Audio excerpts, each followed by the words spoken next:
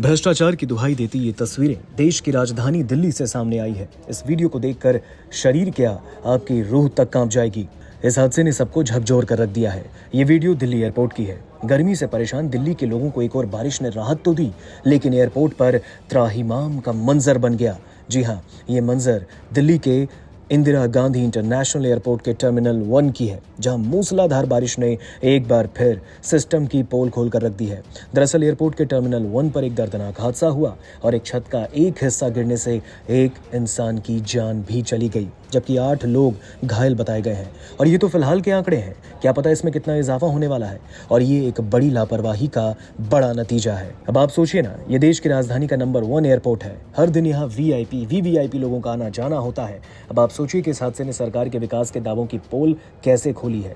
एक और सरकार जीरो टॉलरेंस की बात करती है, फिर ये तस्वीर क्या भ्रष्टाचार की गवाही नहीं दे रहा। हादसे में घायलों का इलाज जारी है। छत का हिस्सा गिरने से नीचे खड़ी कई सारी गाड़ियां दब गई। दिल्ली फायर सर्विस के एक अधिकारी ने जानकारी दी। अधिकारियों ने बताया कि छत की शीट के अलावा सपोर्ट बीम भी गिर गया। दिल्ली एनसीआर में भारी बारिश के बीच ये बड़ा हादसा दिल्ली एयरपोर्ट पर हुआ है।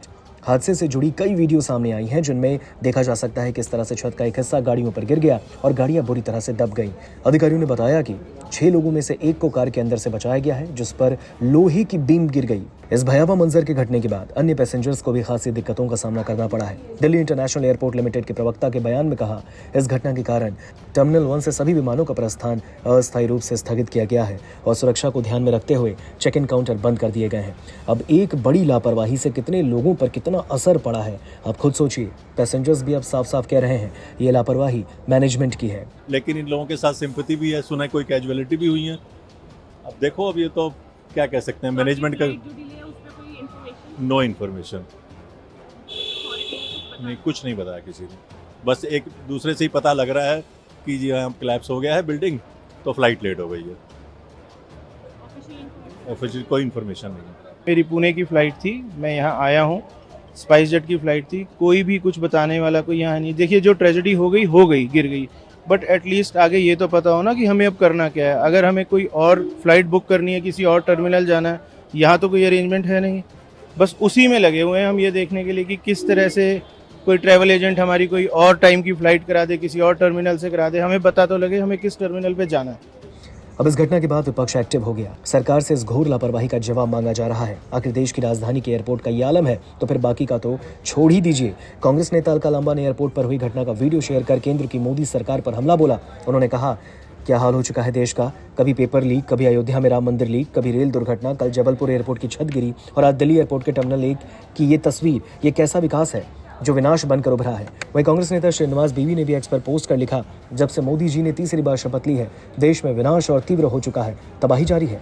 कल जबलपुर एयरपोर्ट से भयावह तस्वीरें आई और अब दिल्ली एयरपोर्ट के टर्मिनल 1 की छत गिरी। एक्ट ऑफ गॉड और एक्ट ऑफ फ्रॉड गवर्नमेंट। अब विपक्ष मोदी सरकार से जवाब मांग रहा है। दूसरी ओर मोदी 3.0 में नागरिक उड्डयन मंत्रालय के मंत्री राम मोहन नायडू ने एक पोस्ट में कहा, व्यक्तिगत रूप से स्थिति पर नजर रख रहे हैं और घायलों को अस्पताल भेजा जा रहा है। 2009 and in 15 years it has collapsed. Like you have said, this structure has been built in 2009, and what we have asked the DIAL, Delhi International Airport Limited, also is to do a verification inspection from their side. But we are not just leaving it up to themselves.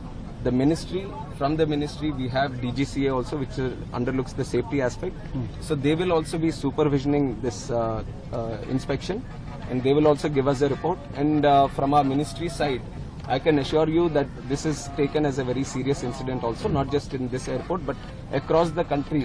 Any airports that are with similar structures, we will have to go through them all again, and we will do a thorough checking of all the necessary airports that can come under our purview, and we'll take the necessary report, and we will see if there is a requirement for an independent body also. Any compensation for the disease? Compensation has also been announced, 20 lakh for the deceased, and also for the injured 3 lakhs. लेकिन अब सवाल यह है कि जो हादसा होना था, क्या वो विधि का विधान था? नहीं, कुछ हादसों को मानवीय लापरवाही की वजह से घटित करवाया जाता है। जब इस छत की ढलाई हो रही थी, तो क्या इसके मटेरियल में कोई कमी रखी गई थी? ये जानते हुए कि आने वाले वक्त में यहाँ एक बड़ी दुर्घटना हो सकती है। मैनेजमेंट की ये घोर लापरवाही है जो अब सबके सामने आई है। अब देखना यह है कि इसके पीछे कौन कौन है, इसकी जांच क्या सरकार करवाती है, और इसमें कोई दोषी पाया जाता है तो फिर उस पर सख्त से सख्त कड़ी कार्रवाई की जाती है कि नहीं। नमस्कार, मैं हूं मानक गुप्ता। अगर आपको हमारा ये वीडियो पसंद आया हो तो इसे लाइक और शेयर जरूर करें और हाँ, हमें सब्सक्राइब और फॉलो करना ना भूलें ताकि आप देश और दुनिया की कोई खबर मिस ना करें। तो जुड़े रहिए हमारे साथ और देखते रहिए न्यूज़ 24।